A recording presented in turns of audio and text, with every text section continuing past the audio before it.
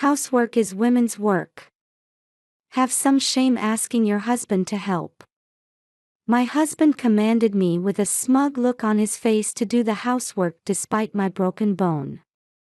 I thought he should be the one ashamed, but maybe divorce was my only option. Just then, my usually quiet, book-loving daughter dropped quite the bombshell. So there's another child in this house. I guess that would be my little brother. My name is Miranda, and I'm 65 years old, raised in rural Arizona. There's only one thing I slightly regret about growing up in Arizona, and that's the story of my dark marriage. In my 20s, my boss introduced me to a man from one of our client companies, who later became my husband. Some might find it strange to be introduced to someone through work, but it's quite common in small towns. I wouldn't know about city life, I've never lived there. But in my area, neighbors and even college professors had this peculiar habit of trying to play matchmaker for single women. My husband, being older than me, was knowledgeable about things I didn't know, and his conversations were always interesting. He was well trusted by his superiors, and seemed to be a perfect gentleman who was considerate of women's sensitivities. Looking back, I suppose it was natural that I, who looked at this know-it-all man with starry eyes, ended up marrying him. But now I wish someone had slapped some sense into me and yelled, "Don't do it." We dated for 6 months. Without living together before marriage, we tied the knot rather quickly, and before we knew it, we were blessed with a child. Because our courtship was brief, at first it was exciting to discover new sides of him that I hadn't known before. But around the time our daughter turned 2, I started seeing things about him that I would have been better off not knowing. Until then, he had been someone I could rely on, who would listen to my stories and sometimes offer advice. But he began cutting me off when I tried to speak, saying things like, "Today, my boss was going on and on about his achievements. It's really annoying because I'm the one supporting him behind the scenes." If I try to respond with, "Oh, that must be tough. Workplace issues can be challenging. You know, He'd interrupt with, I don't want to hear about your stuff." He just wanted to talk about himself and have me listen. It seemed like he thought of me as nothing more than someone to vent to. Sometimes he would listen to me, but as soon as the conversation got going, he'd cut me off with, "Enough. You talk too much. Get me a beer." It was the same even with topics about our daughter. I could never really consult with him about parenting. Come to think of it, our dates before marriage were always alcohol-free because he drove me home. Was it familiarity and routine that changed him? Or did alcohol bring out his true nature? Maybe both. Still, since he was a good husband when sober, I tried to brush it off when he interrupted me, thinking he must be tired from work. One day, we were invited to a colleague's wedding as a couple. Since they had attended our wedding, they specifically asked both of us to come. It seemed only proper to attend, so naturally, we both went. "Hey, congratulations." My husband found his colleague at the venue and wrapped his arm around the groom's tuxedo-clad neck, offering warm congratulations. I also offered my congratulations with a bow. As my husband and the groom were chatting cheerfully, I heard some unforgivable words from my husband's mouth. "Listen up, once you're married, you need to properly train your wife. What happens after marriage is crucial. Make sure she understands that she's able to live thanks to her husband." While his colleague listened with sparkling eyes saying, "Yes," I was mortified just being there. Train his wife. What are these people talking about? Shouldn't they be the ones getting re-educated about basic human rights? Given the celebratory mood, I couldn't bring myself to spoil the atmosphere or embarrass my husband by saying, "What are you talking about?" The lecture would have to wait until we got home. After the wedding, when we returned home and my husband was drinking, I brought up what had happened. "You know, you shouldn't talk about training your wife. Men might think that way, but it just makes women uncomfortable." I tried to choose my words carefully, trying to be considerate of his good mood while drinking. "However, what? So you think that way too?" he interrogated me. "I've been feeling secure because you do the housework without me having to say anything and keep everything clean, but I never thought you'd be a woman who doesn't appreciate her husband." I was stunned by his words. True, I had been playing the role of a wife by mimicking my mother whom I'd watched as a child. I would quietly refill his drink glass when it was empty and handle all the household chores, cleaning, laundry, everything. I didn't mind doing it and had been proactive about it, barely giving it a thought. But at this moment, I realized that my husband saw it as something a wife should naturally do. "I am grateful. I'm a housewife living off your income. But I don't think it's right to say such things about other people's households. Every family has its own dynamics." "Shut up." My husband, inexplicably enraged by my comment, slammed the table. "Once you become a wife, it's only natural to be obedient to your husband. That's what being a man means. I'm letting this slide because it's me, but normally you'd get slapped for talking back to your husband." I felt like I was finally seeing my husband's true nature. As I stood there speechless, he said, "I never thought you were such a shallow woman." Then he made a show of pouring his remaining beer down the drain, violently crushed the empty can, and stomped upstairs to the bedroom. It was as if he was saying, "I'm angry, and you should be scared. Do as I say." It goes without saying that my feelings for him instantly went cold when I saw this husband who couldn't control his emotions and thought that whoever got angry won. The next morning, my husband acted as if nothing had happened and ordered me to bring him his tie, saying just, "Tie." While I would normally comply without question, today I couldn't help but think, why should I? Looking back, my father was the same way.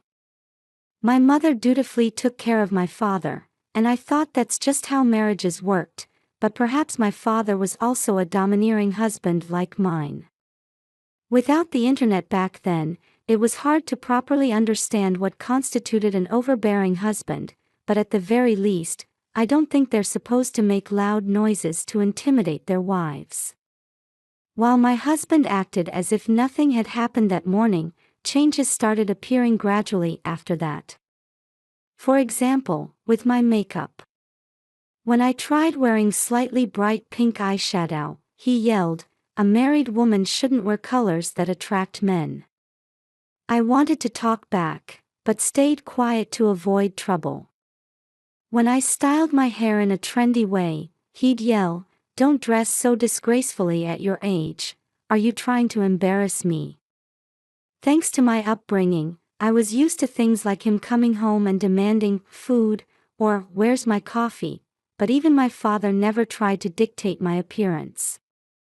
It seemed that ever since the day I talked back, my husband had become more focused on educating me about how a woman should be. While I love my parents, if I had grown up in a home without a domineering father, I might have realized sooner how abnormal my husband was. Looking back now, there were so many red flags. Though I was gradually becoming disgusted with my husband by this point, I had a 4-year-old daughter. She was attending kindergarten, and if we divorced, there would be issues with changing schools, plus concerns about whether I could make it on my own as a housewife. It was especially tough being a single parent in those days. Being a single mother would significantly reduce my chances of getting hired, whether for part-time or full-time work. I thought I'd try to save money by working part-time while continuing my married life. But when I told my husband, "Dear, I'd like to get a part-time job," he slammed the table. When I looked up startled, there he stood with an enraged face. I froze, unable to speak. "Are you saying my earnings aren't enough?" While that was technically true since divorce was my goal, I couldn't say that now. "No, that's not it. I just feel like I'm becoming isolated from society just raising our child. I need some social experience so I don't end up teaching our daughter outdated things." "That's what you say, but aren't you looking down on my income?" "No, I get it now, you just don't want to do housework. Even if you start working, you'll still be doing all the housework." While he was completely missing the point, being told that actually made me not want to do the housework. I snapped and finally said those words. "I'm tired of being with you. Let's get divorced." He probably hadn't expected that. My husband's eyes went wide, and his mouth fell open. "Do you understand what you're saying?" "Yes, I understand perfectly well that I'll be better off. I'll take custody of our daughter. I can manage to find work if I stay with my parents for a while." While saying it myself, relying on my parents felt a bit pathetic, but they'd probably forgive me if I made it up to them after getting back on my feet. I thought, so this is how abruptly a marriage can end. Reconsider. I was wrong. Well, actually I don't even know what I did wrong, so please tell me, I'll fix it. To be honest, my husband's words about not even knowing what he did wrong were refreshingly sincere. It's natural he wouldn't understand, given how fundamentally different our ways of thinking were. This was much better than him pretending to understand and apologizing. I thoroughly explained my frustrations with his attitude, our differences in thinking that had worn me out, and how I couldn't envision our life together working out going forward. "I had no idea I was causing you so much pain. I'm sorry. I wanted to talk about it, but you always interrupted me, so we could never have a proper discussion. I'm just tired. I'll never do it again, so please give me another chance. It hurts to be separated from both you and our daughter." My husband said this with tears in his eyes. Come to think of it, this was the first time I'd seen him cry. Despite everything, it's hard to stay strong when the person you chose to marry shows you their tears. I also knew how much he adored our daughter. So, after warning him, "This is your last chance," we reached a compromise. I would give up on working part-time, and he would work on his attitude, and held off on the divorce. For nearly 7 years after that, we had peaceful days. Well, there were occasional glimpses of his domineering nature, but I think he tried his best to control it. He would apologize quickly, so I learned to let things go. However, one day it was decided that my husband would have to transfer to a different location for 2 years. He chose to go alone rather than make our elementary school daughter change schools, but this decision would greatly alter our family's fate. When he returned after his scheduled 2 years away, he had become even more domineering than before. Was it a reaction to living alone at his post, where no one did anything for him? Or was it because his promotion had him ordering subordinates around, and he was carrying that attitude home? While I couldn't understand the change in his mindset, it was clear that his solo living had cultivated an even more selfish and inconsiderate husband than before. To start with something very small, after returning home, he frequently forgot to turn off the bathroom light or didn't completely turn off the faucet. Naturally, I got angry about this. After all, electricity and water bills aren't trivial. However, he would yell, "It's my money, so I can use it however I want. Besides, If you see the light on, you should just quietly turn it off instead of nitpicking about every little thing.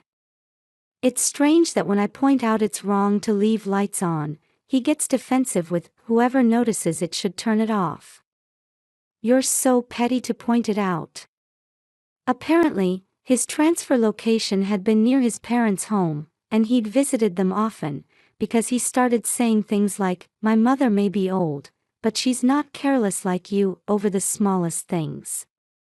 For example, when I served store-bought side dishes for dinner because I was short on time, or when I put leftover field trip sandwiches on the dinner table, he would complain endlessly. Our daughter enjoyed the food, and it wasn't like we were eating convenience food every day. Even the sandwiches were homemade. Well, I rarely cut corners, but I thought, what's wrong with occasionally relying on convenient options? Housework is hard work, you know. It really made my blood boil to watch him complaining while eating more than anyone else, completely ignorant of what it takes to raise a child, attend school events, and participate in PTA meetings.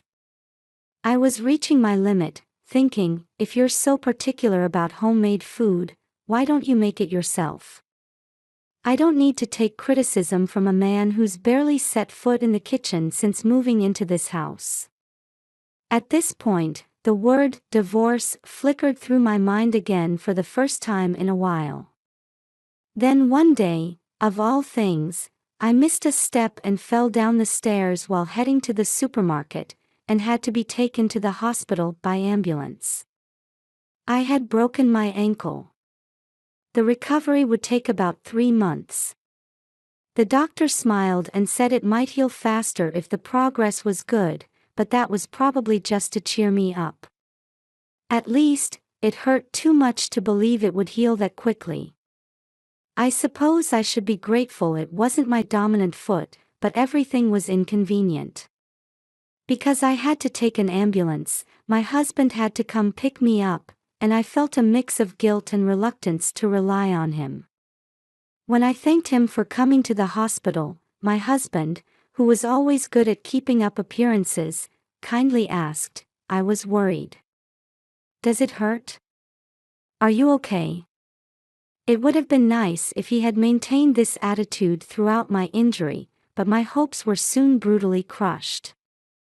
It happened when we got home.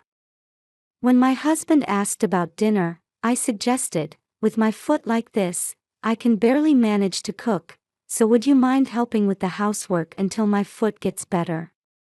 We could even stand in the kitchen together and divide up what each of us could do. I thought that even my husband wouldn't say, "That's your problem, you do it," to an injured person right in front of him. What are you talking about? Listen here, housework is women's work. Have some shame asking your husband to help. My husband raised his voice with a smug look on his face as if he was speaking the absolute truth. So you're still the domineering husband even when your wife is injured? I felt beyond exasperation, I felt contempt.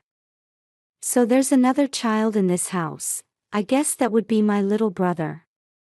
Our daughter, who had arrived home before us and was doing her homework at the living room table with her chin propped in her hand, suddenly dropped this bombshell. My husband let out a surprised, "Huh? What are you talking about? You don't have a brother?" my husband questioned our daughter. "Yes, I do. There's a big brother right there." When she pointed at him, my husband looked around confused, as if to say, "Me?" with an expression so foolish I almost burst out laughing. "You can't even make your own meals, so you're less capable than me, which makes you a child, my little brother."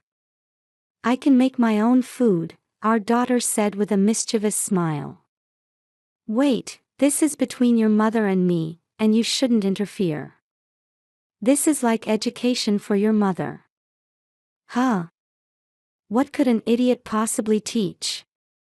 Someone who can't even get their own coffee or make their own meals has nothing to teach mom. Our daughter was completely looking down on her father. Normally I would scold her with, "Don't talk to your elders that way," but well, my husband hardly qualified as someone worthy of such respect. "First of all, I don't really think of you as my father, so could you stop acting so high and mighty? You only ever come to parent-teacher conferences, and it's always Mom who listens to my problems.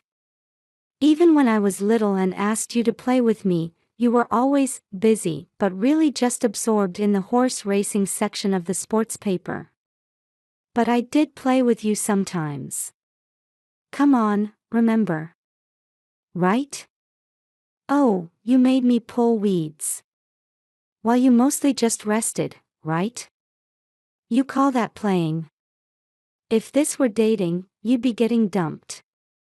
And first of all, that condescending attitude of, 'I played with you,' is annoying."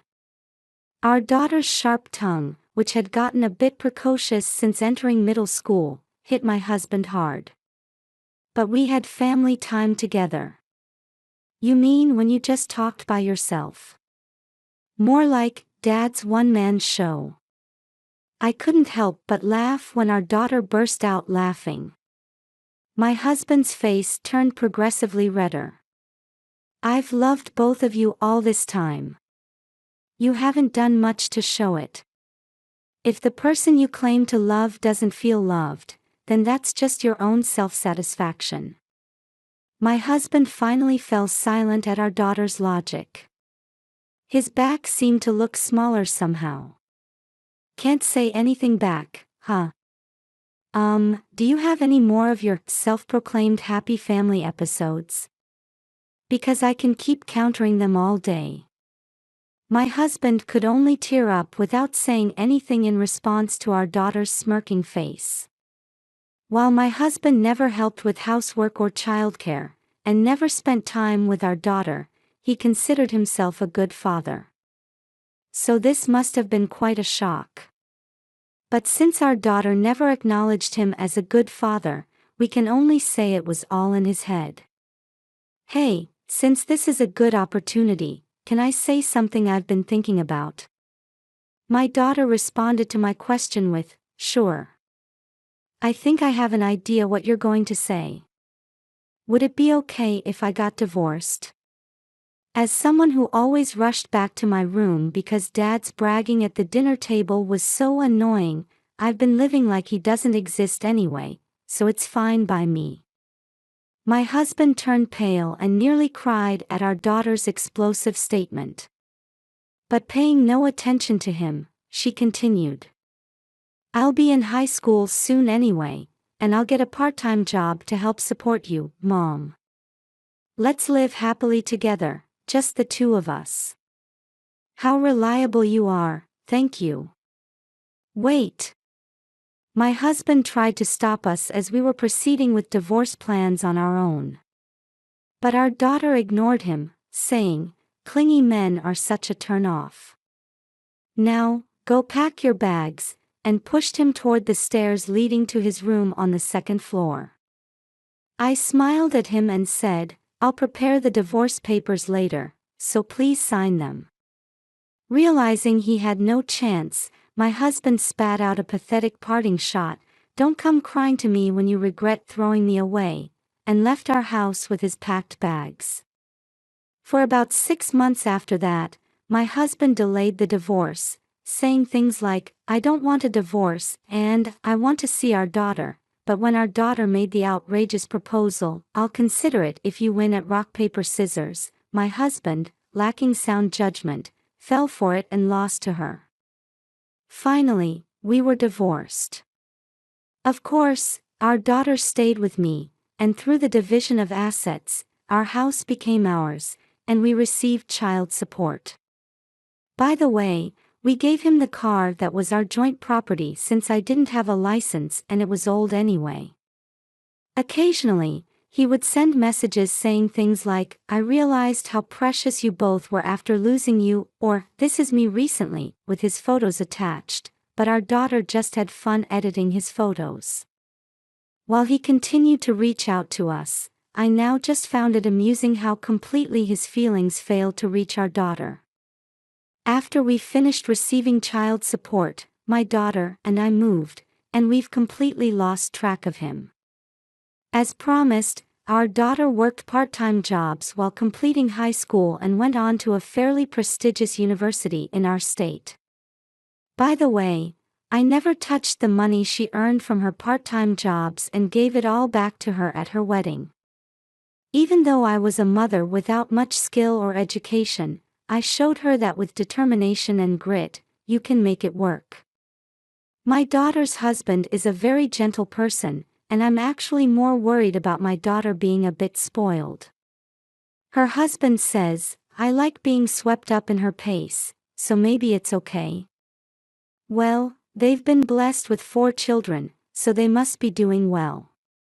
After my daughter's marriage, I lived alone for a while, but at her husband's suggestion, I moved in with them. This was just a few years ago. When I moved in, my daughter's husband even had the house renovated to make it barrier-free. I'm deeply grateful for such a wonderful son-in-law. The grandchildren are adorable, and I'm having fun participating in childcare again after so long. These days, I'm looking forward to continuing to protect this lively home together with my daughter and her husband.